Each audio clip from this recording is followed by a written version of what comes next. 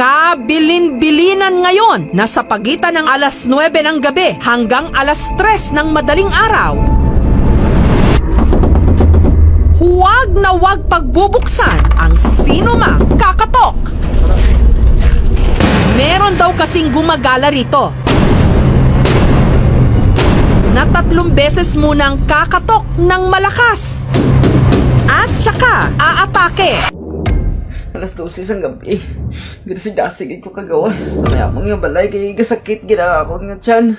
Nga daw ginatawag ko sa kalikasan mga dumagawas ang ina nga ako dumaburigit nagit ko yan nga dumagawas ang idiyatae ko. Nga dali ko yung musuon ko dito sa may tulay. Pag-abot ko dito sa may tulay. May araw ko nakita nga isa ka lalaki taas nga tumitom. Tumitom ganyan. Nga ako niya kalag dumagawas sa ako niya panit. Grabe ako nga si Dasi kadlagan na magawa sa ako niya karipunait ang ako nga maingkit ang garawit-rawit ya. Hindi ko na mabalaan ako kabuhaton ko na ako Dasi gini nga pangitabo ka to ya. Pagabot ko dito, nagkuha ko sa flashlight, pagsuga ko. Ara gini nga namong itumitom, gini ako itom pa sa imong nga sarabutan. Grabe gina ako niya kandok ya. Grabe gini hindi ko maintindihan nga. Pati ako yung naigit ng kararawit sa akong gasur to, hindi ko na mabalaan ko na nabuhaton kung mga uli pa wala ko hindi.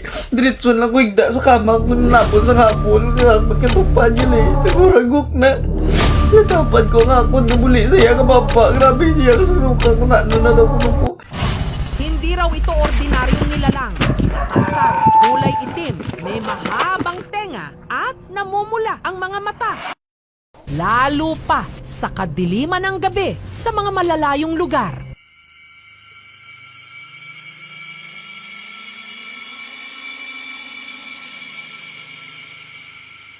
Pero wag din basta-basta magpadala, lalo na kung walang basehan. Yun nga lang, knock on wood, wag naman sanang may tuluyang mapahamak.